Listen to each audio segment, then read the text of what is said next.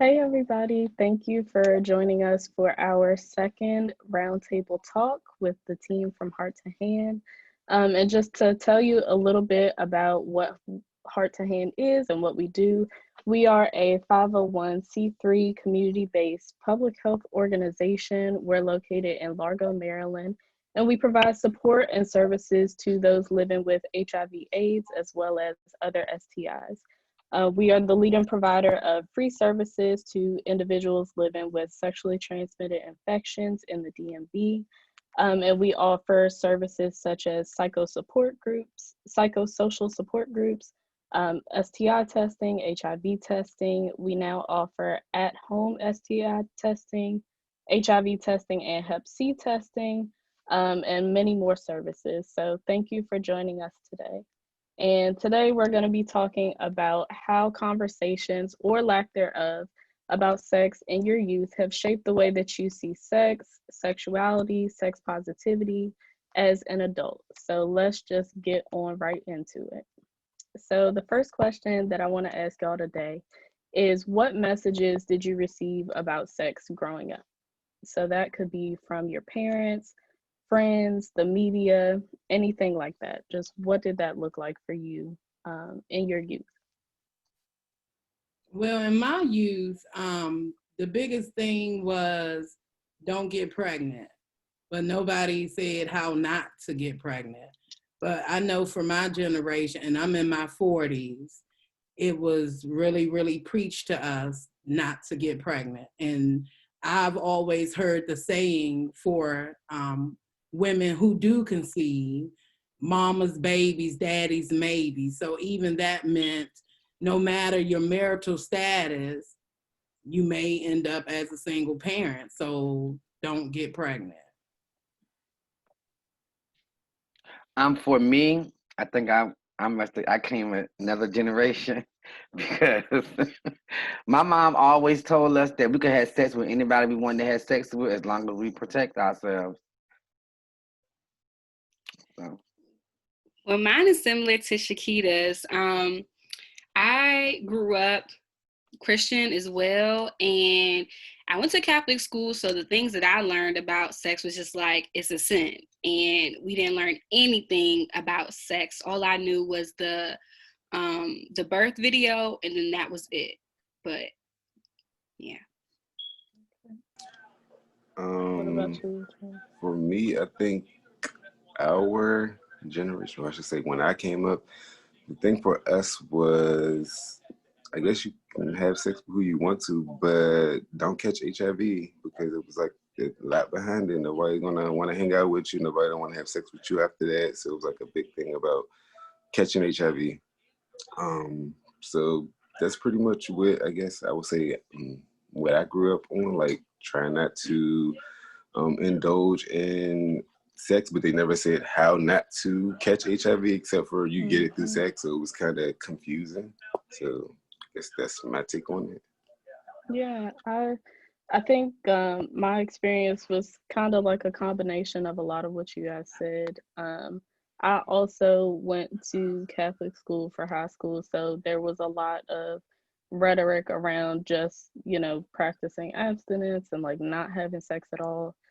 So that was in the school side, but then on the flip side with my family and friends, it was more so a focus on not getting pregnant and not as much a focus on like awareness about sexual health in general and STIs. So I think that really shaped the way I went into looking at my own sexual health, like as an adult, getting into college and things like that. But yeah, growing up, I think there wasn't much conversation around sex besides just like, don't have it, and if you have it, don't get pregnant. But yeah, that's about it. Can I? So Oh, go ahead. go ahead. Go ahead.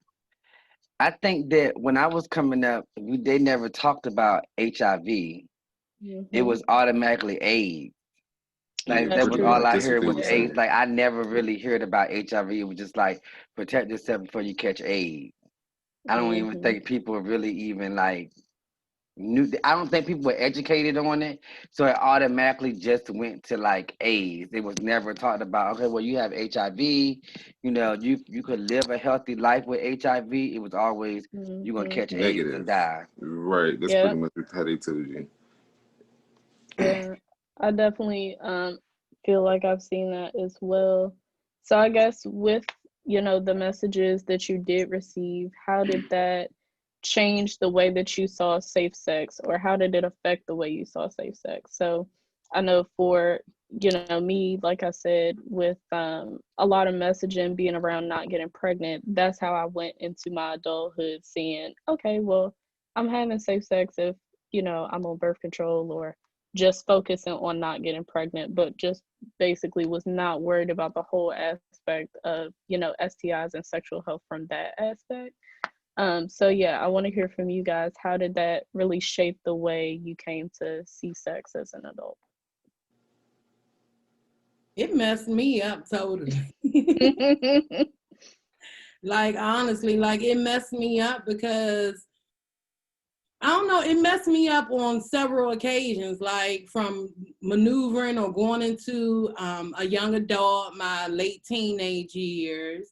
Again, the focus was, or what I have been taught was not to become pregnant, right?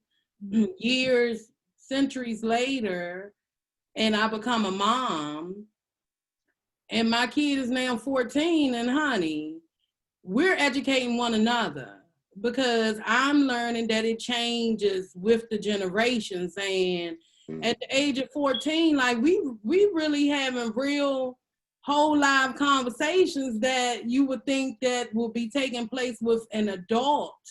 However, this is where it has ended up. So for me, I thought I knew what I needed to know, but now being a mom and looking at sexual health from that aspect, I got a lot more to know.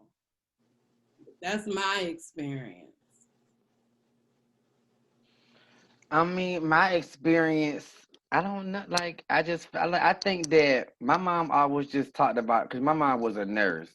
So I think that she always just said that she always told us, like, you can have sex with whoever you want. It don't matter how many people you had sex with, because, I mean, of course, she couldn't stop us because she knew that we was sexually active. So she was just like, just make sure you protect yourself. But what I can say is that she always, like, it's so funny because even now, like, when we talk about syphilis, like, I didn't know that syphilis was that serious, but for I guess my mom knew because she was a nurse, because that is something that she always talked about was syphilis, mono, and HIV. Those the three things that she always talked about. But syphilis, she always talked about that. But I don't think it really affected like my sex life, because like I just felt like I could just use protection. And then I didn't have, like, I wasn't having sex. I didn't have sex probably until I probably was like 20 years old. Like, I was kind of, I don't know, growing up then, I wasn't really thinking about sex. I was just thinking about hanging with my friends. Like how you say at 14, I was thinking about like working, making money, and hanging with my friends and buying clothes. But child, these 14 years old, they thinking about all of that plus sex and starting with sex. Mm. Everything, okay? And I think in my time, it was more so like, you know how like growing up, like you go on a field trip or something like that, you may see like the boys might put a coat over the girl and might want to, finger her or something like that. That was it. I don't think that people were really having. Well, let me take that. Well, I think when I got in high school, because I Right. I did was gonna have like, because say. I Right. feel like that the people that I hung with, like the girls that I hung with, I can honestly really say like they didn't have kids until like maybe like one of my close friends, she got pregnant like our end of our senior year, but everybody else, they never had kids until they got grown. So I don't think that either they was having safe sex or like we really didn't focus on sex.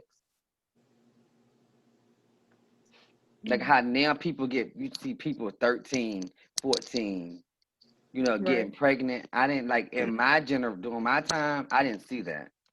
I would say during like maybe 14-ish, 15-ish we were, but it wasn't like it probably wasn't the first thing on our minds, but we were doing it in a way when we used to play games like Freaky Friday and stuff like that. You know, when you find somebody, go freak them and all them crazy games they used to come up with.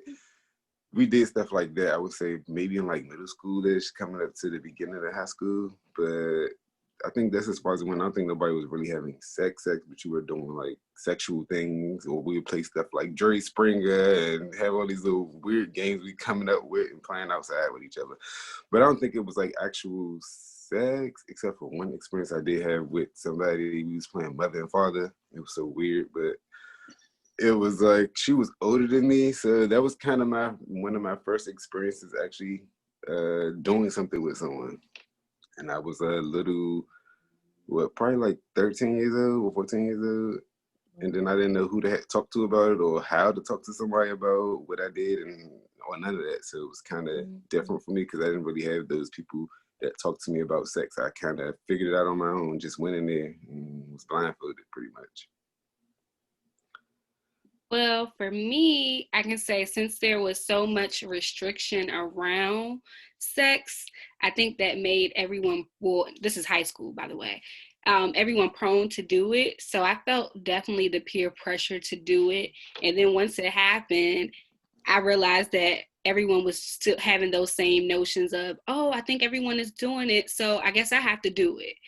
And that's basically what shaped it. It was just like a kind of a peer pressure thing. It was just like, I don't know if I really, when I think back, it's like, I was curious about it, but I don't know if I really wanted to do it. So yeah. It's interesting. I don't know if I've ever told y'all, I went to a all girls high school, so like my high school experience as far as that was a little bit different. I know like there wasn't as much peer pressure because it was no guys there and we didn't know who was doing what and, their life after school. But for me, that I feel like that pressure didn't really come until college. But I wanted to also swing back to something that y'all had touched on. So for those of you who said that you didn't really have someone to talk through, your experiences around sex and learning about sex and sexual health, like how did you I don't know, I guess how did you navigate that? Like did you just use your experiences like, okay, well life just taught me and that's how I learned, or did you find a way to communicate that with somebody? What did that look like for y'all? I think for me, well, first of all, like for me going, I think I didn't have sex because I was still trying to like I knew what kind of sex I wanted to have, but I know I couldn't do it. So like I didn't go to my mom and be like, I want to have sex with a man, or, even like growing up and knowing that like I know that me wanting to be trans or whatever. Like I didn't even know what trans was, so I can't say that I wanted to be trans. I just know that I wanted to be a girl. So with all of that, it's kind of like I never thought about sex because it was like maybe when I was in school, I might would have. It would be girls that it will always be like the real pretty girls that just because I know they was real pretty and I probably wanted to be like them. So like, on that behalf, but I think that the reason why I did not have sex until I got older was because, like you said, when I went to college, I started to Right. meet people who identify as me, like whether they were gay, or whatever the case may be. So I think that that's why I didn't have sex because I didn't know how to have sex. So I think my peers, people that I met in college and stuff, taught me about sex. Not saying that my mom did. My mom taught my brother about having sex, but she couldn't teach me about having sex. Mm-hmm. What about you, Chiquita? You the next one. Then. I'm sorry, can you repeat the question? I was just saying, what about you? You the next one on my screen. Well, I was considered a late bloomer as well. The fear of having sex was really instilled in me. Like I remained a virgin up until my senior year of high school. And it was definitely by choice. I was actually afraid to have sex. I was afraid of being penetrated. I just knew that it was gonna, honey, it was gonna be over, right? After I let somebody penetrate me, it was gonna be over. So the fear of that alone, that kept me from having sex for a long time. And when I was in school, I remember 6th grade, we had sexual education when I was in school, right? That was before they abolished that. How about see? I need to bring that back because I Right. didn't even have that. To bring that back. And I remember the girls had to go to one class and the boys had to go to another class. And the only thing, here I am, I've been out of school for a whole long time, y'all, but the one thing that I can distinctively remember is the lady, whoever facilitated the sexual education for the women, she was like, I don't care what the situation is. I don't care if y'all are in the dark. You better look at that thing.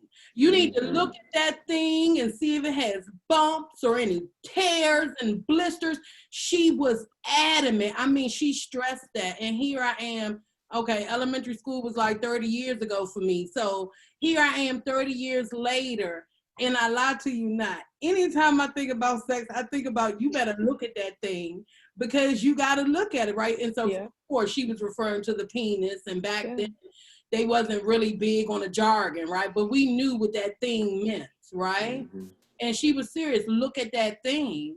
And even though she didn't go into detail why it was important for us to look at the thing, that has everything to do with sexually transmitted infections. Yeah. Like, it has everything to do with it. But back then, we didn't really have the bandwidth to, like, get into it like we can now. But the mere fact that she planted that seed, talking about look at that thing, and then I'm already scared thinking the penis is just going to change my entire anatomy.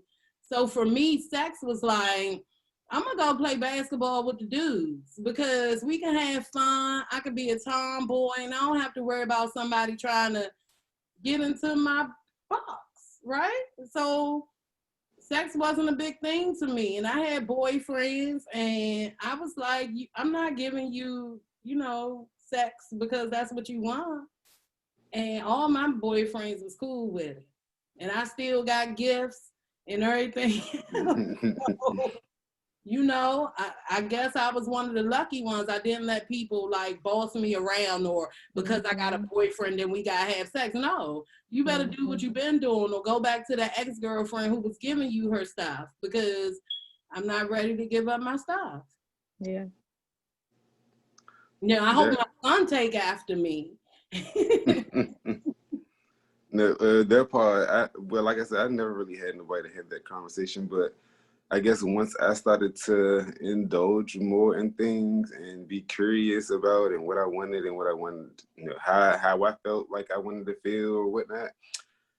When I would meet someone, how I would start off would be like jacking off because I felt like that was the safest because I never heard about somebody catching them from jacking off or nothing like that. And then I did what Shakita teacher told her, like I would be like, oh, we can't do nothing if I can't see it first because I need to see what I'm touching or what I'm about to get involved with. And people would usually, when I started talking to guys, it was kind of like, what? You need to see it. Why you got to see it? And I used to be like, okay, so somebody did that, I automatically would freak out or be like, yeah, we can't do nothing because I'd be scared you got something. And then you got to think about all the time you don't see stuff. It's stuff you can't see that'll be there too. So it was like, that was the tricky part and it'll be messing with your mind. And it's like, well, we're going to catch something. We're going to catch it anyway. Hopefully it's something you can get rid of, but you don't know that for sure. So I never actually, like I said, was taught any of that. It kind of like I would start Googling and researching, especially when like Google was first coming out. I was trying to figure out what stuff was, what it looked like, that I'm looking for. Like I was doing all types of research and trying to figure stuff out on my own because I ain't gonna say necessarily scared to have the conversation, but I didn't know how to have the conversation with an adult or like someone that was supposed to have probably taught me this at like 10 or 9 or something. Right. But that was the frustrating part for me, trying to figure it out on my own or like just kind of going in it blindfolded pretty much.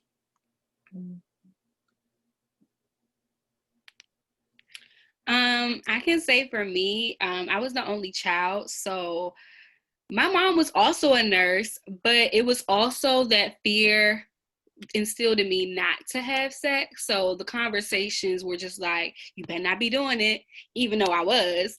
And I think those are like the conversations I had. So I kind of depended on my friends to have those conversations about, oh, what do you do? And how do you, because now that I started doing it, I was like, okay, so I like this. I'm gonna keep on doing this. And that's where I was getting my information from my friends. So yeah. And I think to pick up back what Jalen said is that, like in sex education for me, when I had sex education, they just kind of made everything bad.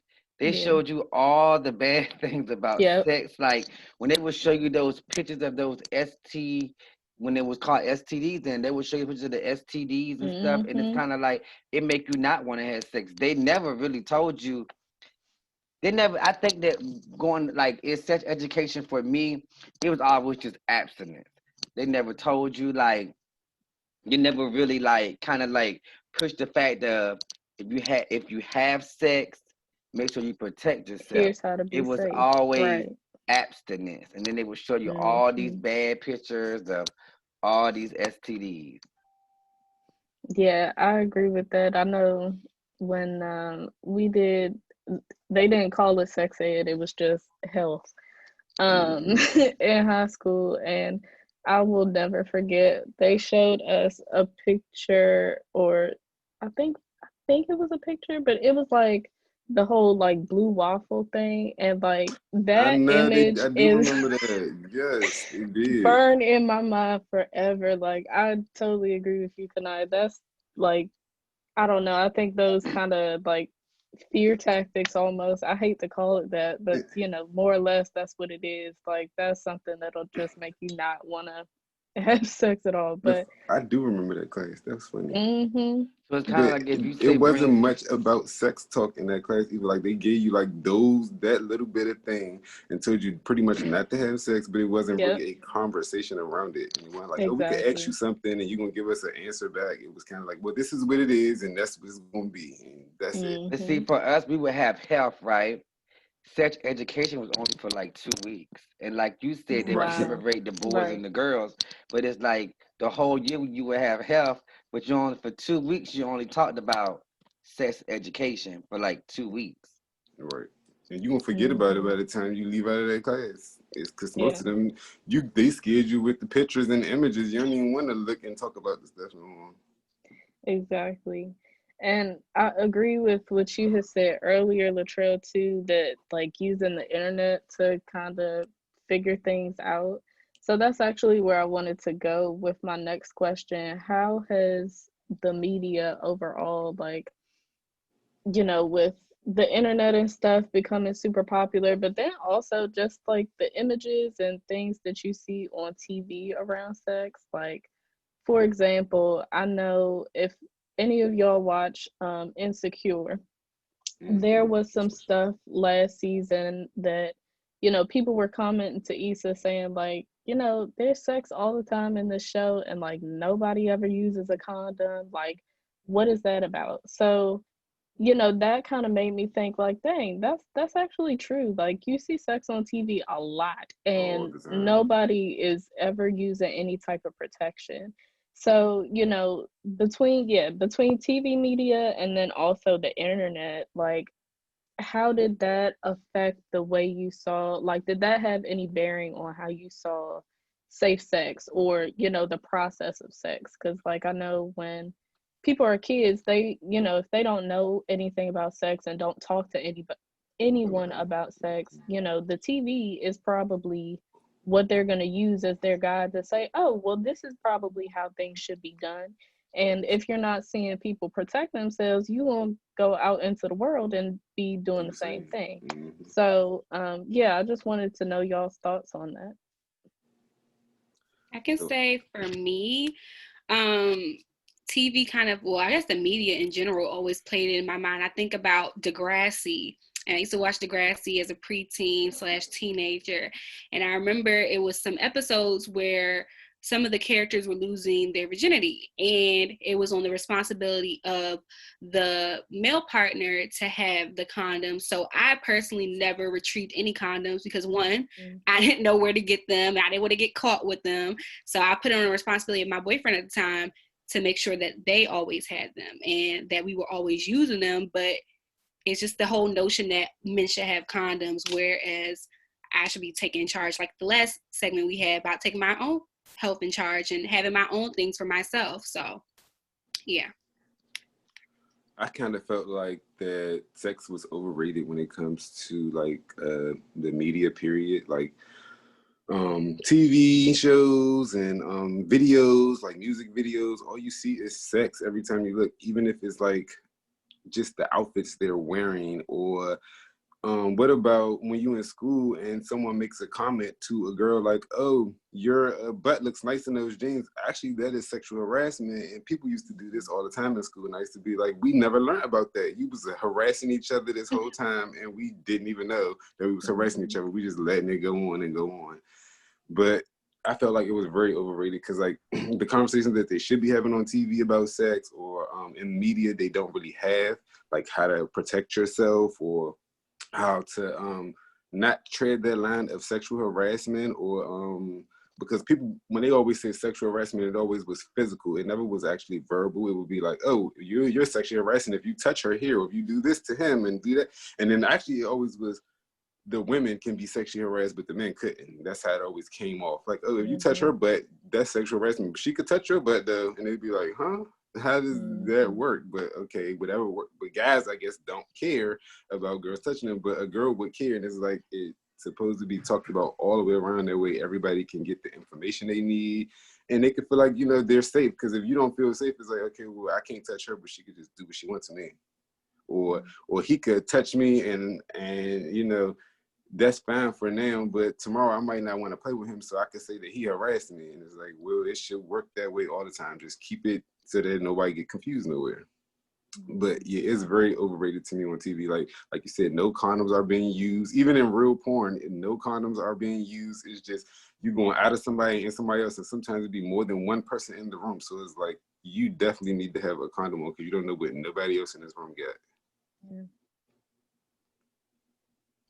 I mean, as far as me growing up, like the type of shows that I watched that was on TV, they were never really like sexual shows, like not like how I see now. I think that like the only thing I used to watch, I used to sneak and watch it, was probably like Showtime. You know, with Showtime, they had all the Red Shoe Diaries and all that stuff. But I was After Dark. younger and I was sneaking to watch that. But I feel like me growing up, it was stuff like Martin. We watched stuff like Martin, Cosby Show, all that type of stuff like that. So it wasn't really like a lot of sexual stuff on TV like it is now. I think once I got an adult, that's like when all the sex stuff started. Yeah, I agree with Miss Walker. I know for myself, TV wasn't really risque. Like we had Bill's Cosby and stuff, like more so of a wholesome thing. Like even Roseanne, like those were the things that my generation, we were into sitcoms. Now on the flip side, when I put on that mama hat, Jesus be with us all, because mainstream media is real. And I have been censoring what my son watched probably since he's been probably about 3 or 4 years old. I even remember when Empire first came out, and I think they came on at like 9 o'clock, and on a Sunday, I remember him begging, Mom, just let me stay up and watch a little bit. And I'm like, nah, you got school in the morning. And he like, Mom, I know it's gay people on here. I know what I'm looking at. Just let me watch it. And he like 6 years old. I'm like, hold up, Slim. So like from that moment in my household, we talk about sex often, only because like my line of work, and you know, I got a firsthand view of what's really out here.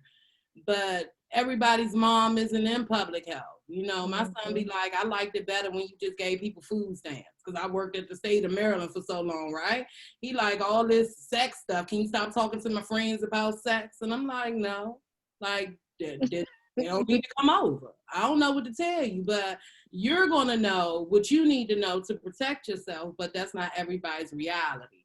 So I know, like, this whole TV action, it be real. And Cause just they like, they only got reality TV now. They don't have like Right. the type of sitcoms like that oh, we had back then. It's only reality TV. That's basically what it is. it's Mm-hmm. horrible. It's horrible, in my opinion. It's horrible. Yeah. So, And And I those wanna. shows, those shows actually taught us things.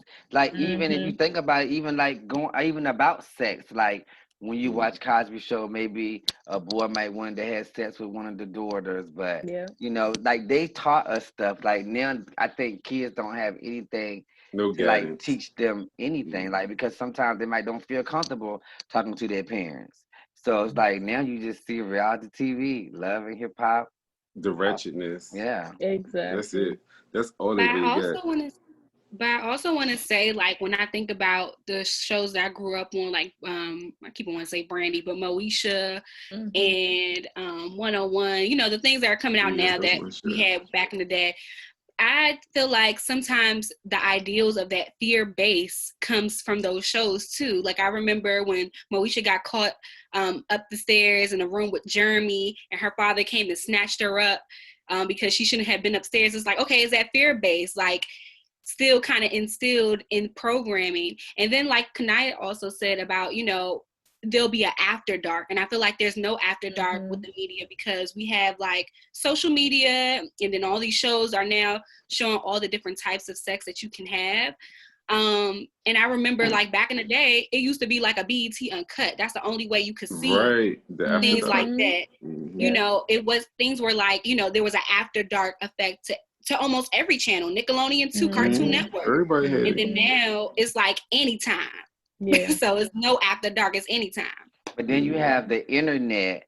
I think like the internet for me to not like I had like we had dial up internet. Like most of my friends, none of my friends really had internet. But when we got internet, I probably was like 16 years old. So it's kind of like now, you know, we didn't have smartphones, we didn't have iPads.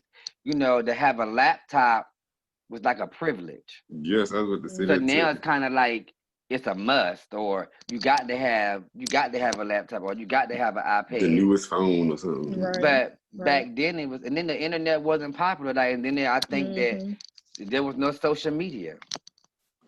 We MySpace. had Black Planet and MySpace because I used to be on them. I ain't I gonna lie mean, to you. I'm I not used to be sure. on there, but they wasn't like Popping like how it is they now. wasn't sexual things. Like Yeah. Right. they could have turned into sexual, but they really wasn't sexual. No, they Mm-hmm. really were like online meeting friends and talking to friends because now Yeah. it's about hooking up and stuff. Exactly.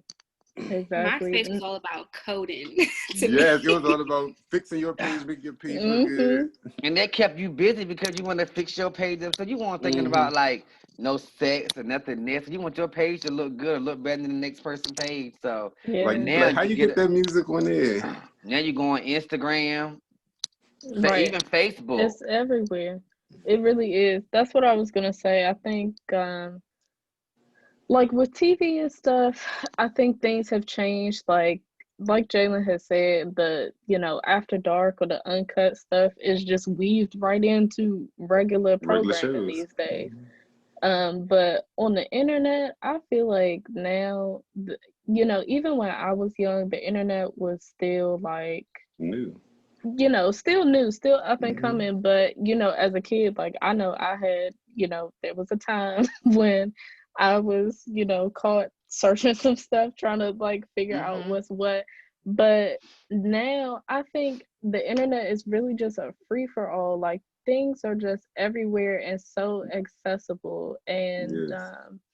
I don't know. I think I'm interested to know just in the future how that'll change like the conversations that people have with their kids about sex and about, discovery, sexual discovery and things like that. Um, so yeah, that's my little take I on it. got one more thing to add too, because this is Mhm. something that I was just talking about with people. And now like your phones and the computers, I feel like like we said, it's just too smart for its own good. Because you could, like, we having this conversation right now, we might get off the phone and get on Facebook or Instagram, and then you're gonna see stuff about sex just popping up, and it's like, okay, is it really that accessible? Do you have to do that when I'm having a conversation? Then I feel like I have no privacy. So, you know, that's why I say it's like overrated, because like this whole conversation we have, and as soon as one of us get off the phone, we could be just talking to a friend. You could look up something on the internet, and first thing will come up is something about sex or something, the conversation we're having. Because of the fact we're having the conversation, it feel like that's what we want to talk about, what we about to look up. So it's gonna automatically bring it up to you. All you gotta do is type in one letter, and it'll start bringing up everything within that letter that I think you want to talk about, and you ain't even gotta be looking that up. Yeah. And I don't really think it's the I really don't think it's TV. I think it's the internet and the It's the phones, because phones. think about how like even with you, Chiquita, like when you know when you took, like, what did you didn't tell Alex, oh, you can't watch TV. What did you do? You took his phone, because most kids in this generation is not watching TV. Like, you They probably on can their tell phone. him you can't watch TV. He don't care. But like you taking his phone, then like that's like his That's whole something world, his else. whole life. So That's his whole I life. really don't think that I really don't think it's the TV. I think it's the internet, because of and the phones. Like, cause I don't think that parents can have to even tell their kids these days, like, you can't watch TV. I don't think they care, because like if you said you can't watch TV and they got their phone, they're fine. Right, you could But do I everything do on the like what phone. Shakita mentioned. She mentioned, like, you know, she started having the conversation earlier and earlier and earlier, like at 6. And I think that wasn't a norm. So even though we do have access to all these things and technology is changing, I just think it just pushes us to have the conversation earlier and pushes educators to have more comprehensive knowledge or output of that, of how you do that. Like, okay, at 2 to 5 years old, what are we talking about? At 6 to 8 years old, this is what we're going to talk about. And I think as that, you know, as technology expands, we have access. I just think, like Shakita mentioned, having the conversation earlier and earlier, and just seeing what your kid knows. Like she said, Alex knew, I know it's gay people. Right. And you wouldn't probably have known that he knew what gay and straight meant, but, you know, have that conversation with your kids about what they already know. And that's true. To piggyback off what Jaden said, like that, in my opinion, that is essential, especially with these children. You know that they have access to everything, more technology, way more technology than what we did. I don't even know how to program my TV, but I can call my son and he can do it for you. Do it with no problem, right? So it's like, we have to normalize this conversation, right, within our own homes. And whether you're comfortable with it or not, for me, I look at my past and I say there was really no conversation about sex. All I knew is that I better had looked at that thing and I ended up pregnant, right? So those were the things that I walked away with. My son knows a whole lot more, okay? So we have to be in a position where it's okay for us to have these open conversations. He jumps on me about always talking about sex with his friends, but the friends are so thirsty for this information because they don't have a mom at home that's going to willingly have this conversation and say, I don't necessarily want you to have sex, but it's important that if you make that decision that you are equipped and you know how to protect yourself. So yes, I'm going to educate you and tell you, look, this is how you use a condom, because I don't want you to be one of these individuals that I test out in the field, 17 to 18-year-old, and I have to tell you that you are HIV positive. No, it's not a death sentence, right? But it is something that can be prevented. So if that means that I have to have a conversation with the 6-year-old at a dinner table, we talking about whichever way the wind blows, we're going to do that, because that is how you prepare the next generation for better than what we live in or learned. I don't know if y'all was inside we had like a webinar maybe a couple weeks ago with Amaze, and their conversation was really good because they taught you from pretty much being an infant all the way up to like teaching you about sex. And I was like, oh, that is so amazing how they like did this. They caught it, they got it even for adults too. It's pretty much like sex education for dummies or for adults, because it's like, okay, well, you got to teach your kids. So if you don't know how to dumb it down, let me teach you how to dumb it down for the kids. And I was like, okay, because you don't want to be saying this and it's not really what it is. And they grow up and they like, well, this is how I was taught.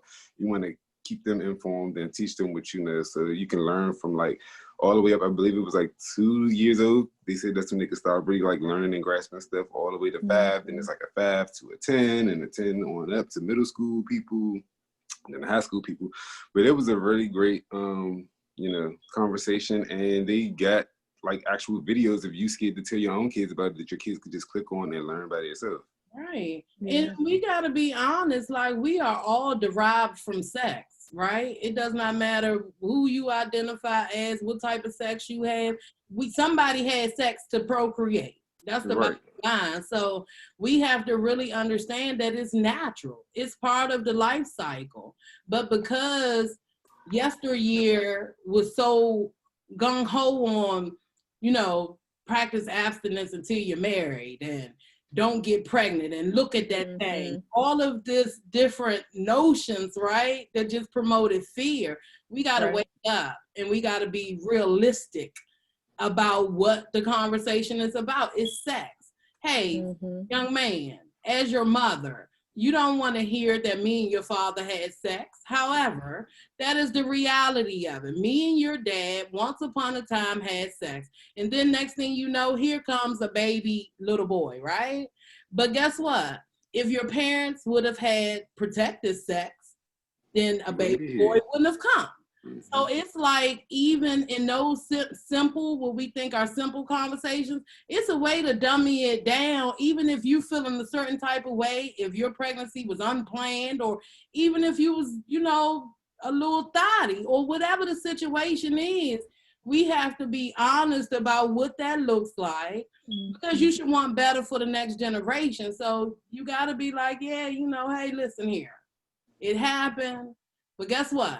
I don't want that for you. Yeah. So this is how we're going to make sure that doesn't happen for you. This is how we're going to end teen pregnancy or unwanted pregnancies, right? By sitting at this dinner table having this conversation. It might make you a little uncomfortable, but becoming a parent at the age of 15 is going to make you very uncomfortable for a long time. So which one would you prefer? Yeah, I definitely think that it's, like you said, really about changing those previous narratives that were really driven in fear to, having more open and honest conversations with your peers, but also the next generation, just about, like you said, being prepared. I'm not going to say don't have sex, because at some point it's going to happen. So if and when you do, here's how to be prepared.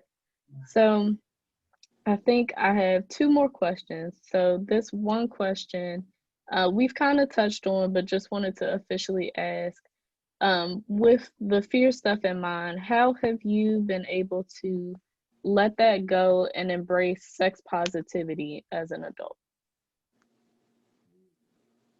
I had a baby. For me, I didn't let a lot of things go until I had my son when I was almost 30 years old. Like, that fear is serious, and that fear ran deep. Most of my friends had kids right after high school, or they crossed the stage pregnant. I was considered a late bloomer. Now, when I had my baby, now I need all y'all kids to keep my baby, but that's what it is. We got to have this conversation. We got to have it sooner than later. I think where I gained sex positivity was when I was on campus, and this is my first year, freshman year of college, by the way.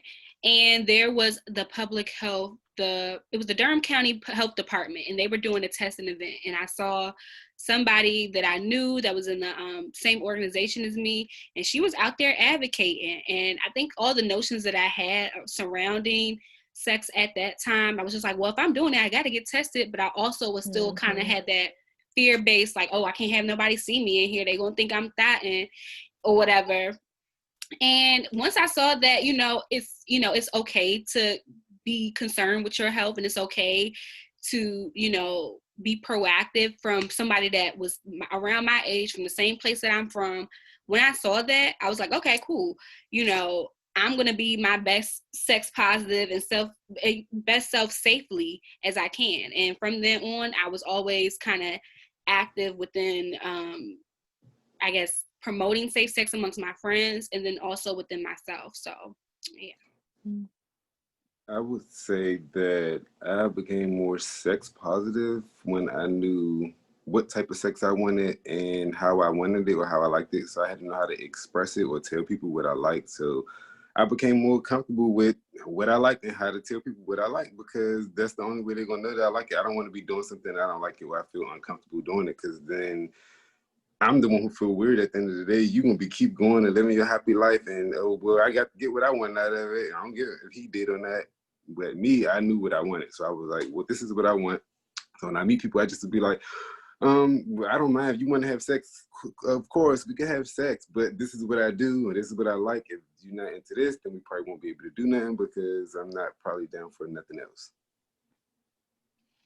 I think for me, just like meeting other people that I can identify with, I think that's what's like, I guess, coming into the lifestyle. That's what made me more positive about sex, because I didn't have anybody to talk about. Like, I mean, I'm a very sexual person, but I think that what helped me bring that out is just being around people that I identify with. For me, I would say that my journey with sex positivity really happened in college. I think one, taking time, because taking time as a single person to have some self-discovery around, what I like and what I didn't like kind of like what you said, Latrell. But then also, I don't know, I feel like I wasn't hearing the phrase sex positivity really until like the last couple of years. Me too. And, I would in college, like, just have conversations with my friends who were, having experiences and doing stuff too. And it's like, okay, girl, yeah, like live your best life, but be safe. And, that was just kind of my thing, like being supportive of people living their best sexual life, however that looks, whatever that looks like for them. But, also advocating being safe in the process. And then, yeah, like I said, it wasn't until a couple years ago where it was like, oh, that's what sex positivity is. Okay. So, yeah, that's what it was like for me. So, and then the final question, and just to wrap us up, if you could go back and give your younger self advice about sex, what would you say?